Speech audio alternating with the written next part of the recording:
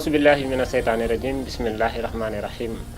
Wassalatu wassalamu ala asrafil khalq sayyidina Muhammad sayyidil awwalin wal akhirin wa ala alihi wa ashabihi ridwanullahi ta'ala alayhim wa ajma'in. Mbokki jullit yi asalaamaaleykum wa rahmatullahi ta'ala wa barakatuhu.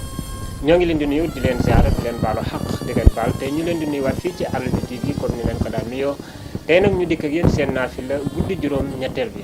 te li leen indil ci seen naafila guddi juróom-ñetteel bi mooy ñaari rakk bu nekk nga jànge ca Fatiha benn yoon qul huwallahu ahad fukki yoon ak ñaar qul a'udhu bi rabbil falaq fukki yoon ak ñaar qul a'udhu bi rabbin nas fukki yoon ak ñaar te loolu la indil seen naafila foofu nag palaasu ñaanukaay la soo paree loo fa ñaan yàlla subhanahu wa taala dina la ko nangul palaasu njéggalu waay la soo paree nga jéggalu fa yàlla moo xam astaghfirullah nga def moo xam la hawla wala quwwata illa billahi al azim nga def moo xam la ilaha illallah nga def foofu loo fi mën di def rek macha allah palaasu njéggalukaay la palaasu ñaanukaay la tey loolu la indil seen naafila guddi juróom-ñetteel bi ci Al Habibi TV asalaamaaleykum wa rahmatullahi wa barakatuh.